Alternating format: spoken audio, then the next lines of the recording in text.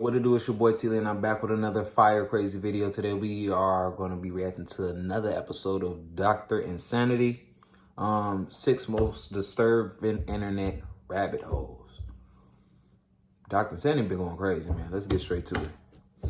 Make sure y'all subscribe to my mans too. At around 8 a.m. on July 2nd, 1951, a woman named Pansy Carpenter received a telegram. It was addressed to one of her tenants, a 67-year-old woman named Mary Hardy Reeser. She went to Reeser's apartment to deliver the telegram, but despite calling out to her multiple times, Pansy didn't receive any response. She tried to open the door, but the doorknob to Reeser's apartment was uncomfortably hot to the touch. Unsure of what to do next, Pansy called the police. After arriving on the scene, officers opened the door by force. However, what they saw behind that door would haunt them for the rest of their lives. Reeser was gone. In her place was a pile of ashes scattered across the floor. Upon closer inspection, officers found part of her left foot still wearing a slipper along with fragments of her backbone. Even more bizarrely, later reports mentioned that her skull had shrunk to the size of a teacup. Whoa! What made the discovery even stranger was the condition of the apartment. The fire that had consumed Reeser's body. Do you know how long she probably had to been in there or whatever was going on there? They said her head shrunk to the size of a teacup. If y'all know the size of a teacup, y'all know it's small. That's crazy. To a shockingly small area. That's crazy. I got a big head, so imagine it looking like a teacup. In his report, St. Petersburg Police Chief J.R. Reichert stated, "We request any information or theories that could explain how a human body could be so destroyed and the fire confined to such a small area and so little damage done to the structure of the building and the furniture in the room not even scorched or damaged by smoke." Reeser's death became one of the most infamous cases of what is now referred to as spontaneous human combustion.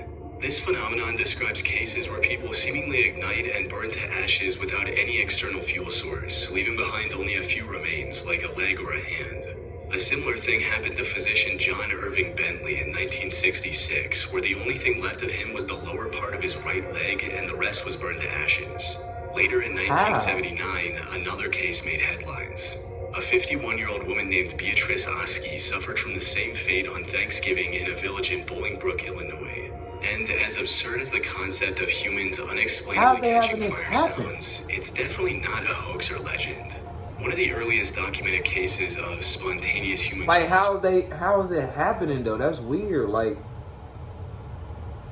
the house don't be on fire, but was recorded in 1746. It's crazy how science works. Rowley wrote about the mysterious death of Countess Cornelia Zangari Bondi. Since then, dozens of similar incidents have been reported across the world. One of the recent examples of this phenomenon was in Sequoia County, Oklahoma in 2013. The cause of this house fire is still undetermined, where they found a man dead inside his home, but the sheriff says he isn't ruling out spontaneous human combustion as one of those causes. Investigators say they found a man dead from a fire lying on the kitchen floor. But the sheriff says there were only reports of smoke coming from the house. Fire investigators who have years of experience say they've never heard or seen anything like this before. I really would like to see the coroner's report on this after it goes to the state crime lab. So, what's going on? How can a human body that's around 60% water go up in flames? Of course, some theories lean into the bizarre, claiming phenomenon like poltergeist activity, lightning strikes, or even unexplained cosmic forces. There's even speculation about a mysterious subatomic particle called a pyrotron that allegedly ignites human bodies. But these ideas are, for the most part, easily dismissible. The people making these claims don't have any real evidence to back them up. That said, I want some real evidence. Idea of what's going on after taking a closer look at all of the reported cases. And after sifting through most of them, I noticed some similarities between the victims. Notably, many of them were elderly and on the heavier side when it came to weight, had an unhealthy drinking or smoking problem, and a potential source of fire was nearby, like a burning stove or fireplace. Researchers have noticed these similarities as well and have proposed the wick effect theory. To understand this theory, think of how a candle works. When we light the wick on fire, it uses the wax surrounding it as fuel to burn for an extremely long time. So, according to the wick effect theory, something like this must have happened. The fire likely started from an external source like a lit cigarette or a spark from the fireplace igniting the victim's clothes. The person was either passed out from drinking or was too weak to immediately put the fire out. Or before the clothes could burn off, the fat stored in their bodies started acting like the wax in a candle, making them burn until there was nothing left. This would also explain the bizarre burning pattern where the torso is completely incinerated and the legs are left behind, since we carry most of our fat content in our abdominal region and very little in our legs. Yeah. Unfortunately, experiments performed to prove this theory haven't been very successful. For instance, back in 2016, BBC decided to recreate the conditions of the wick effect with a pig carcass. And while its body was completely roasted, it didn't disintegrate into ash like the many cases of human combustion. That's simply because the fire fueled by fat tissue doesn't have the temperature required for what's essentially cremation. Back in 2012, biologists... Is that a pig? Let me know in the comments. That's a pig, right? Brian J. Ford tried to explain the high That's temperature requirements in his 2012 paper titled Solving the Mystery of Spontaneous Human Combustion. According to Brian, factors like alcoholism or low-carb dieting produce acetone in our bodies, which is the same chemical found in paint thinner. Now, acetone is extremely flammable and can easily reach temperatures that would turn a person into nothing but ash. Brian also created small puppets out of pig meat, coated them with acetone, and lit them on fire. The puppets burned for about 30 minutes and left only the legs intact, just like with the human cases. But if Brian's theory is correct, it still doesn't explain why spontaneous human combustion is so rare. If all it takes is alcohol and a specific diet, why aren't we seeing more cases of this phenomenon? Especially now that there are cameras everywhere. Unfortunately, we have no answer for that.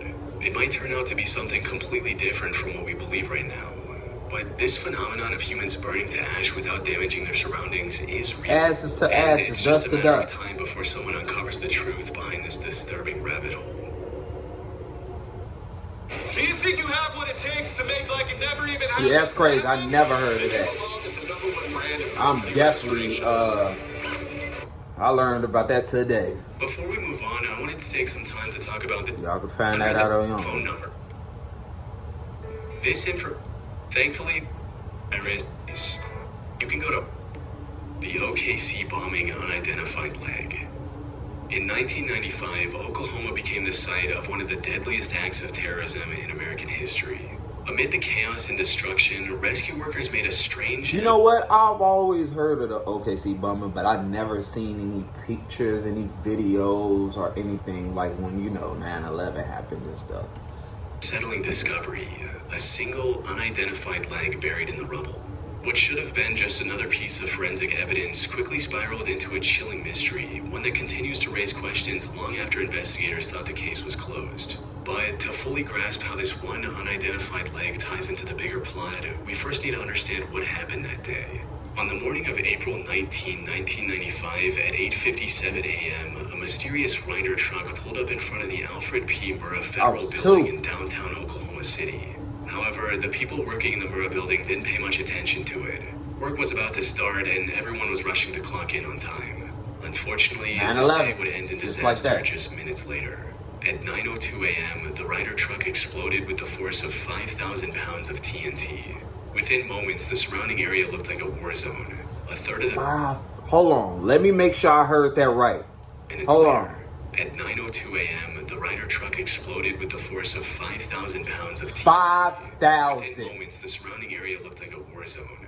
A third of the building had been reduced to rubble, with many floors completely flattened. That's crazy. Dozens of cars were incinerated on the spot, and more than 300 nearby buildings were damaged or destroyed. The momentary damage was estimated to be over $650 million, but the human toll was far worse. The explosion claimed the lives of 168 people, including 19 children.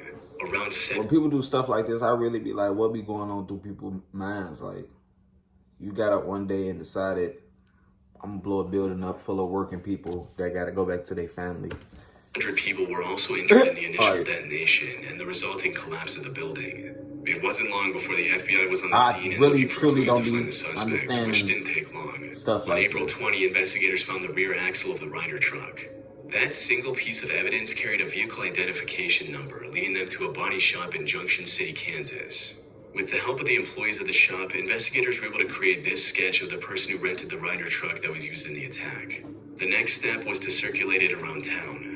By April 21, the break they needed arrived. A local hotel employee recognized the sketch and even remembered the man's name, Timothy James McVeigh, a 27-year-old ex-Army soldier. He did it. He did it. It's all... He did it. He did it. He did it. So, Okay, can we say that sometimes it's a good and bad thing when people go off to the army? Because sometimes they just come back and learn just how to be professional killers, not really learn how to protect our country. Investigators began looking for Timothy. They made a shocking Professional discovery. He assassinators. was already in jail. As it turns out, he had been arrested just 90 minutes after the bombing, roughly 80 miles north of Oklahoma City. Oklahoma State Trooper Charlie Hanger pulled him over for driving without a license plate. The state trooper also found a concealed weapon on Timothy, which led to his arrest. A thorough search of his getaway vehicle also revealed a business card with an incriminating statement written on the back, reading, "TNT at $5 a stick, need more." As investigators looked deeper, they learned about Timothy's motive behind causing such a tragedy. His actions boiled down to extreme radicalization and anti-government rhetoric. Much of his anger stemmed from the 1993 Waco siege in Texas, a 51-day standoff between federal agents and the Branch Davidians, a religious cult. The siege ended in a catastrophic fire that killed 86 people, including women and children. Timothy was particularly angered by the government's use of tear gas on women and children. I remember that. He had been exposed to the gas as part of his military training and was familiar with its painful effects. However, despite catching their suspect and learning about his motive, the investigators wanted to weed out any potentially hidden accomplices, like foreign terrorist organizations. They reviewed multiple pieces of information and found out that Timothy used barrels and ammunition nitrate fertilizer as the primary source for the explosion. They also discovered and arrested his two accomplices who helped him throughout the process, Michael Fortier and Terry Nichols. With their arrests, investigators believe the case had finally been cracked wide open. However, during the rescue efforts, the police encountered a new problem. Amid the rubble, they discovered an unidentified left leg. By this point, most of the victims had been accounted for and buried. The existence of this leg didn't make sense. Who did it belong to? Things became even more disturbing when the owner of the leg was identified as one of the victims, Lakeisha Levy, a member of the U.S. Air Force. However, when they exhumed her to place the leg where it belonged, the investigators were shocked to see that Lakeisha was already buried with two legs, a left and a right. Further investigation revealed that the unidentified leg did indeed belong to Lakeisha, and she had been mistakenly buried with one wrong leg. But this raised an even bigger question. Who was the owner of the leg Lakeisha was buried with? What the hell?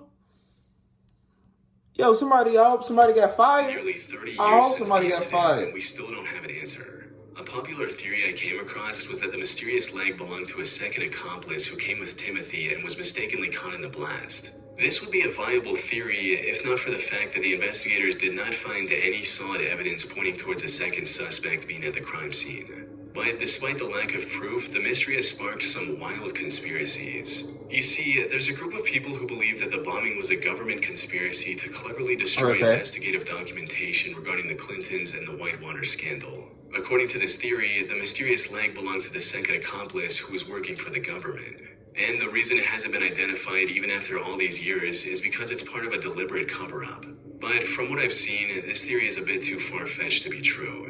Think of it this way, if the people in power wanted to get rid of some documents, they had a million other, more suitable ways to accomplish this goal. Ones that didn't involve the tragic loss of so many lives. The more likely explanation for this mysterious leg is that it belonged to some undocumented homeless person who was near the building at the time of the incident. One Reddit user also backed this theory with a personal account stating, "I visited the area the day before with a coworker to get a search warrant from the U.S. District Court and also visit the people in the Murrah building. I was there during the investigation as an investigator. There was a black homeless woman that panhandled in front of the Murrah building. Everyone in my office was convinced it was her. We had seen her many, many times. You'll never change any of our minds that the leg wasn't hers." However, we really don't know if this is true to this day, and we likely won't ever, as I highly doubt the FBI or the Oklahoma government would reopen the 30-year-old case and spend tons of money just to confirm or deny the theories floating on the internet. Yeah.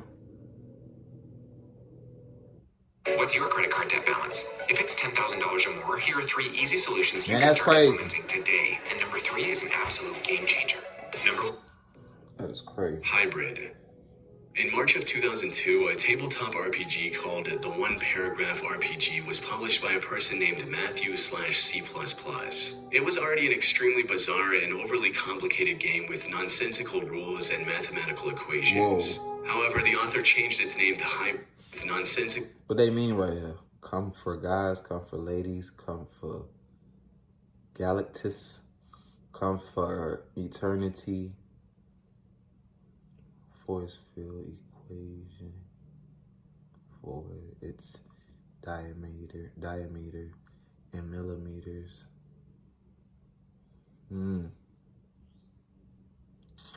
It's pretty suspicious. Rules and mathematical equations. However, the author changed its name to Hybrid and kept updating the game over the upcoming years. And with each update, the game got more and more complicated. As it stands right now, Hybrid has a total of 551 rules, which explain everything from the progression to the power system. But the truth is, these rules don't really explain anything. Hybrid is a chaotic mishmash of disjointed ideas and concepts that fail to work together, leaving the game completely unplayable. Of course, the large number of rules is a massive deterrent for most people, not to mention the horrendous, headache-inducing color scheme of the website. But even those who actually spend the time to read and decipher these rules have come to the conclusion that the vast majority of Hybrid is utter nonsense. For example, Matthew included countless mathematical equations in the rule set, but solving these equations often requires abbreviations like C2, DP, and LP, none of which are ever defined in the game. To make matters worse, some of the equations themselves are entirely made up and don't even adhere to basic mathematical principles. And as if that wasn't enough, the game is also riddled with odd tangents like movie reviews and a brownie recipe in case the players got hungry while reading the rules. Now, some people have tried to rationalize Matthew's... What is that? And behind creating these pages of utter chaos and nonsense, Brownie see this as a genuine attempt from someone with zero knowledge of game design. However, given the sheer oddity of this whole thing, that doesn't seem to be the case. Which leaves us with only two options to justify the existence of Hybrid. For starters, it's entirely possible that this whole thing is a massive troll. The author knows that 99% of his quote game doesn't make any sense and made it just to confuse people on the internet. Now, this could have been a plausible theory if not for the fact that Matthew kept working on it for years. The website hosting the game was shut down in 2009, but the author came back with a blog in 2016 and has continued the game since. Not even the most dedicated trolls have the time and energy to churn out so much gibberish for so many years. From what I've seen, the more likely option is that Hybrid is the life's work of a madman. Matthew is serious about creating the most... Jack was also suffering from severe schizophrenia and created something just as bizarre as Hybrid. Sadly, given how long it's been going for at this point, I really doubt the author of Hybrid would ever come out and explain his situation. And Peter earned both a bachelor's degree in computer engineering and a master's degree in a young age, which resulted in him learning the assembly programming language on a Commodore 64 as a teenager. He later earned both a bachelor's degree in computer engineering and a master's degree in electrical engineering from Arizona State University and began working for Ticketmaster as a programmer. He had a good education, a steady job, and loving parents. Things were looking up for Terry. Unfortunately, by the time he turned 27, he started experiencing regular manic episodes. He was later diagnosed with bipolar disorder and schizophrenia, the latter of which became the driving force behind the project that made him famous, Temple OS. You see, back in 2003, he experienced a self-described revelation. In his words, God spoke to him and asked him to create a temple, which would later take the shape as an operating system. This operating system went through many names, including J Operating System, Sparrow OS, and Lose Those. Terry finally settled on the name Temple OS in 2013 and published his work for the world to see. The most impressive thing about Temple OS is that Terry spent a decade building it from scratch. It featured 119,000 lines of code, and every single one of them is written by Terry himself without relying on any existing libraries of code. And for an OS created by a single person, it's chock full of features, including its own programming language called Holy See and multiple games based around religion. Like After Egypt, which requires the player to travel to a burning bush, which generates randomized text. Terry believed that this text was coded messages from God. However, while his programming skills remained sharp, his ability to grasp the reality around him kept getting weaker by the day. He would often go on incomprehensible rants with an unhealthy dose of slurs. God, I hate Frasier. The CIA glow in the dark. You can see them if you're driving. You just run them over. That's what you do. CIA. He often posted similar rants on his Twitter account as well. However, among the madness, he would sometimes become lucid and say some extremely profound statements. What's reality? I don't know. When my bird was looking at my computer monitor, I thought, that bird has no idea what he's looking at. And yet, what does the bird do? Does he panic? No, he can't really panic. He just does the best he can. Is he able to live in a world where he's so ignorant? Well, he doesn't really have a choice. The bird is okay even though he doesn't understand the world. You're that bird looking at the monitor, and you're thinking to yourself, I can figure this out. Maybe you have some bird ideas. Maybe that's the best you can do. Unfortunately, his mental health took a devastating turn in December 2017. After refusing to take his medication, Terry got into a heated argument with his parents. Well, I'm King Terry, and learned how to purify myself in a horribly impure environment. It's pretty rough living homeless and in a... The confrontation pushed him to leave his home, and he spent the following months living on the streets, homeless and struggling. In September 2018, Terry's life came to a tragic end when he was involved in an accident with a train near an overpass in Portland. However, despite passing away over 6 years ago, Terry still has a dedicated fan base online that's willing to keep his memory alive for decades to come. Marketing automation meets AI. Active Campaign combines intelligent... man, make sure y'all check on y'all people that, you know, mental illness, you know, mental... It's real out here, man. Damn, bro. RP to Terry, bro. Chris Burden. Christopher Lee Burden was an American artist who began his work in the early 1970s. However, unlike many artists whose goal is to create something visually pleasing, Chris's art was more about the idea of personal danger as artistic expression, and this was apparent from the get-go. His first known art performance was at the University of California in 1971, where for his final thesis, he locked himself in a locker for 5 days with nothing but a jug of water to drink and an empty jug to relieve himself. His next big art piece was a picture of him with a pistol aiming at an airplane. While he did get a visit from the FBI for this one, it was far from his most disturbing art pieces. Because in 1972, he performed what was later called TV hijack, which involved him going on an interview on TV and then holding the host of the interview at knife point. Fortunately, he explained to the terrified host that this was just an art piece and no one got hurt. But the most chilling thing about Chris's work was that he wasn't afraid of getting hurt. In his 1971 performance called Shoot, he gave his friend a rifle and told him to shoot him in the arm. Now, the idea was the friend would barely graze his arm. However, he missed the mark and ended up shooting Chris clean through his arm, forcing him to be rushed to the hospital. And while the pain in this performance was accidental, Chris's... Why?